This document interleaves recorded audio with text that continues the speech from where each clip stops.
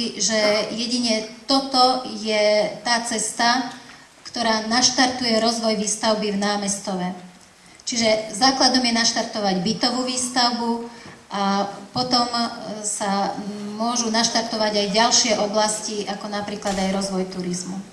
Ďakujeme vám veľmi pekne.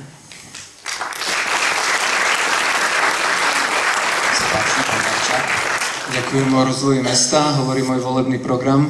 Poprosím vás pustiť prezentáciu.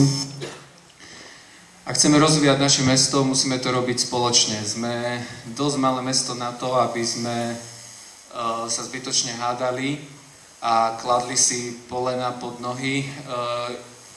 Sme tak malé mesto, že na to, aby sme zabezpečili o lepší rozvoj, musíme byť jednotní. Názov môjho volebného programu je Spoločne za lepšie námestovo a vyjadruje práve túto myšlienku jednoty. Ústredným motivom môjho volebného programu je námestovo v srdci, keďže, ako som vám povedal, žil som tu od narodenia, žije tu moja rodina, žijú tu moji priatelia, známi, chcem tu žiť aj ja. Toto sú hlavné body volebného programu, ale tie by som vám zhrnul nakoniec, môžeme ísť ďalej.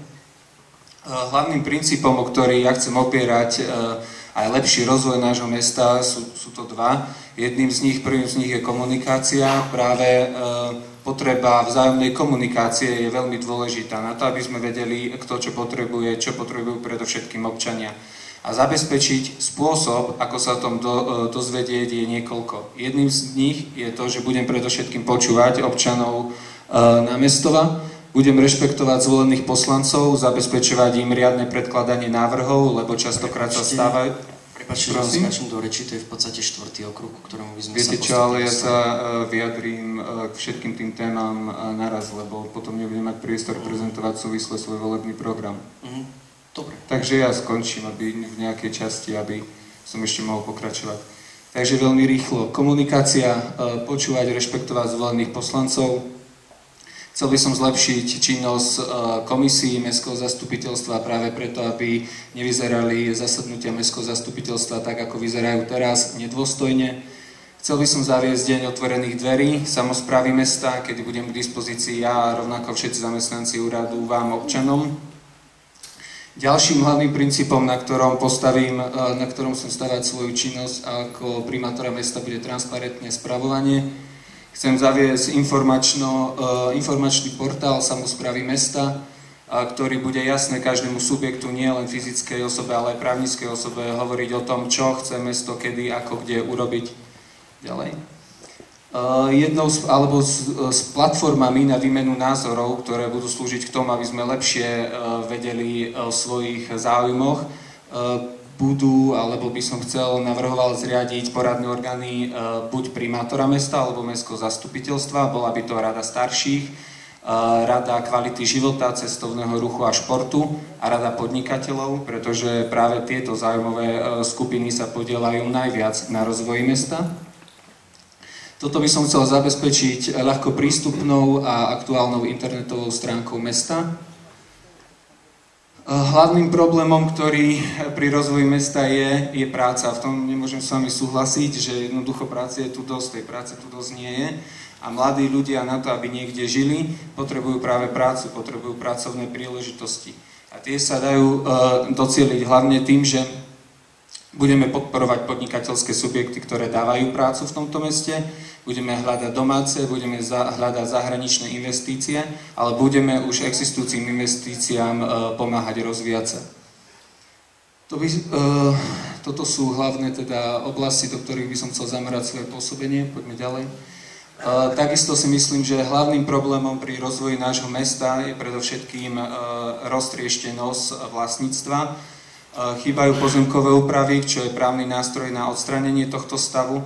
A práve tým, ak sa pozemkovými úpravami dostanú pozemky viac k ľuďom, nám všetkým, budeme môcť s nimi viac disponovať a tým pádom cena pozemkov v námestove pôjde dole a jednoducho v meste budú stále pribúdať občania a bude rásť mestský rozpočet, ktorý je napojený z prevažnej časti na podielové dane, čiže na tých ľudí, ktorí tu majú trvalý pobyt. Zatiaľ ďakujem. Ďakujem. Nech sa páči, pán Parížek, projektový rozvoj mesta. Tak ja trošku napomôžem moderátorovi, budem sa držať tém, ktoré boli dané. Ďakujem. Takže projekt rozvoja mesta, územný plán, tak ako hovorila jedna z kandidátok, je daný. Problém je v tom, že jedna vec je územný plán a druhá vec je, ako ten územný plán dokážeme naplňať. Je nevyhnutné, tak ako všetci moji predačníci hovoria, urobiť jednoduché pozemkové úpravy, teda komasáciu a tak vytvoriť možnosť a priestor vlastníkom týchto pozemkov, aby sa mohla rozbehnúť individuálna výstavba. To je len A, treba urobiť A, B a napomôcť tým ľuďom a mesto malo by byť garantom toho, že zagarantuje vybudovanie inžinierských sietí týchto pozemkov. Lebo holý pozemok ešte nič nie je. A nejakým spôsobom tú ťarchu tých inžinierských sietí nehávame na tých vlastníkov pozemkov. Tak toto je jedna z ciest a myslím si, že to je práve to, aby sme tých mladých ľudí tu pritiahli, aby tu mohli stavať, aby tu mohli budovať. Určite je nevyhnutné začať s výstavbou nájomných a sociálnych bytov. Dosť sa tak čudujem pani kandidátke, keď na jednej strane hovorí o tom, ako treba robiť výstavbu bytov a to na druhej strane sa podpísala pod petíciu zrušenia výstavby bytovky na ulici Mlynskej a zastrešila to tým, že nám treba zachraňovať ihrisko, ktoré je nefunkčné. Zaujímavé, ale aj to je názor. Určite je nevyhnutné, a všetci dobre vieme, že by bolo veľmi vhodné pre región dostávať námestovskú nemocnicu alebo vybudovať integrované zdravotnícke centrum. Je tu obrovský priestor na budúci rok, keďže vláda Slovenskej republiky chce podporiť výstavbu takýchto centier. Mali by sme využiť všetky možnosti, všetok lobbying na to, aby sa na námestovskú nemocnicu už akejkoľvek podobe podarilo dostávať a netvoriť zo skeletu parkovací dom. Myslím si, že to tiež nie je šťastné riešenie. Ďakujem. Ďakujem veľmi pekne.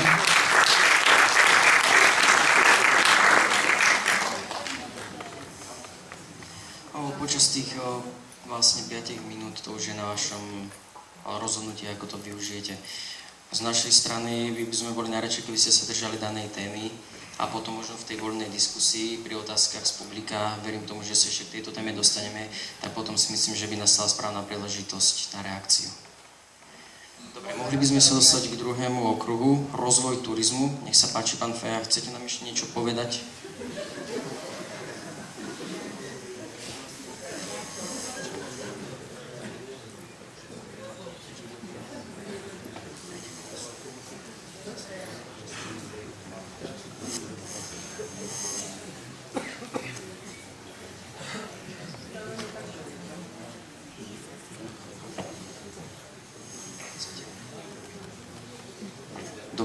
Prenechávam vám slovo, nech sa páči, máte dokopy, pozerám ešte 3,5 minúty necelých. Je už na vašom rozhodnutí, či sa vyjadrite k všetkým témam, keď už na jeden kandidát taký bol, tak aby sme nerobili nejaké výnimky, nech sa páči.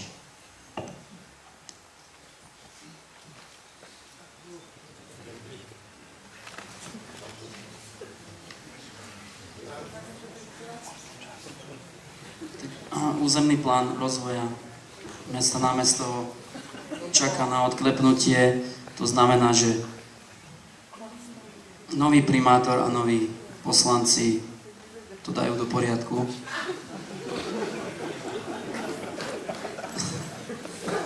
A potom sa môže začať robiť. Ale vy sa tu smejete, nechápem, prečo sa smejete všetci.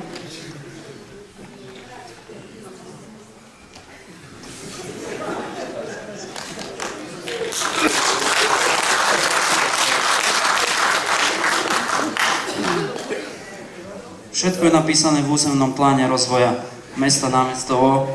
Smer je daný.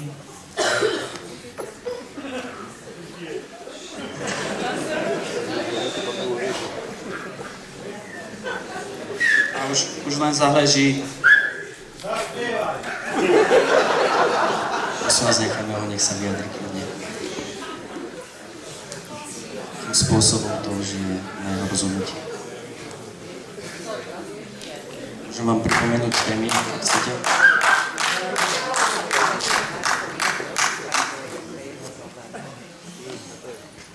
Máte ešte 2 minúty na vyjadrenie sa.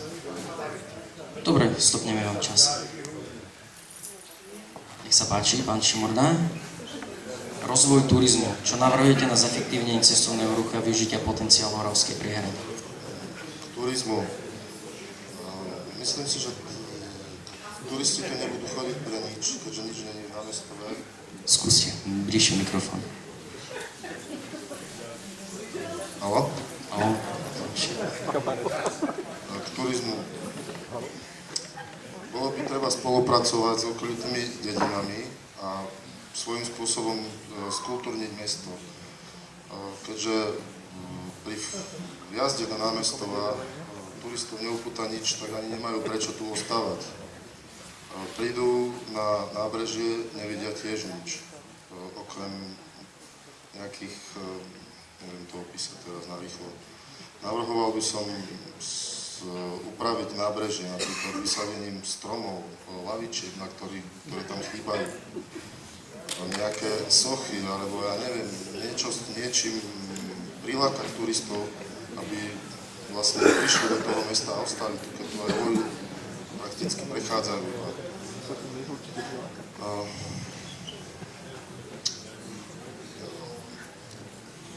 Všetko tu bude za rok tejto témy. Dobre, ďakujeme vám. Nech sa páči, pani Hová, nechám vám slovo.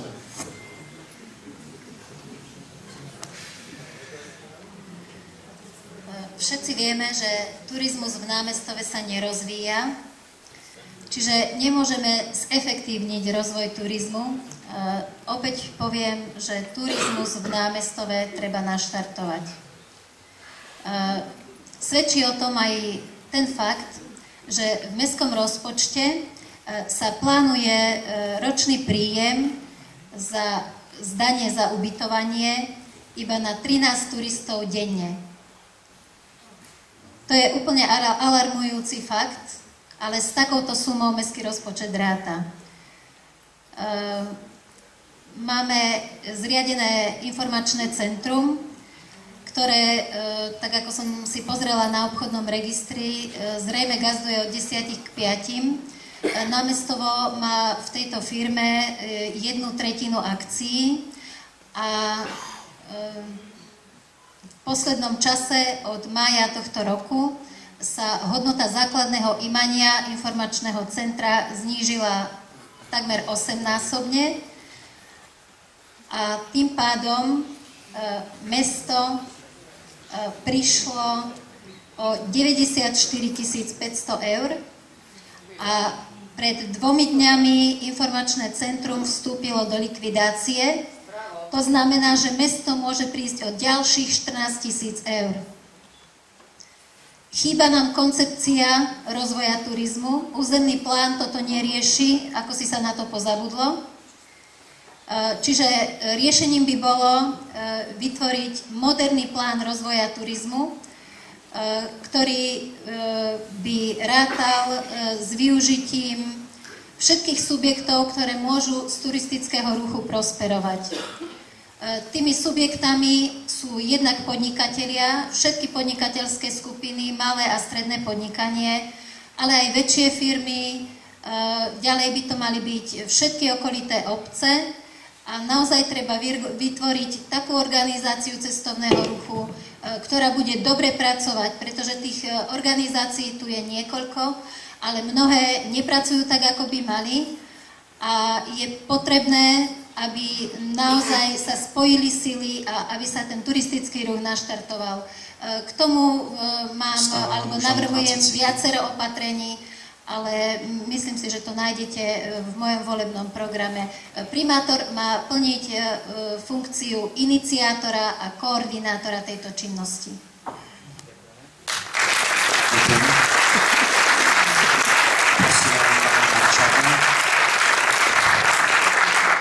Chceme dopredu upozorniť kandidátov, aby si trošku prihľadali čas na ďalšie otázky. Nech sa páči, nechám vám slovo. Haló? Hlavným projektom pri rozvoji turizmu, ktorý ja budem realizovať, iniciovať, bude chodník okolo celej Oravskej priehrady. Je to projekt, ktorý prinesie synergický, priamy, nepriamy efekt pre rozvoj turizmu. Ďakujem zatiaľ. Ešte si nechám čas. Ďakujem veľmi pekne. Nech sa páči, pán Parížek. Času málo, problémov veľa, takže len vyslovite rozvoj turizmu. Samozrejme treba využiť potenciál Oravskej priehrady a okolitej prírody. Zatiaľ sme len tranzitom pre turistov z Poľska. Títo turisti sa tu nezastavujú, lebo tak ako hovoria aj predrečníci, niekde my všetci znova vieme, čo nám treba. Nám treba staviať, budovať, zveľaďovať. Otázka znie, odkiaľ na to vziať. Takým maličkým príkladom je napríklad obec Oravská Jasenica, ktorá z grandu ministerstva zdravotníctva dostala peniaze na výstavbu rekreačného chodníka vo výške 20 000 eur. Bohužiaľ my náš chodník, ktorý môžem nazvať, ideme stavať z vlastných zdrojov, treba sa nad tým zamyslieť, že odkiaľ brať na kapitálové výdavky, či z vlastných zdrojov, alebo určité peniaze tu nadotiahnuť. Ďakujem. Ďakujem veľmi pekne. Môžeme prejsť k tretiemu okruhu. Kultúra, šport a voľný čas. Aké postoje máte v rámci daných oblastí? Nech sa páči, pán Feja.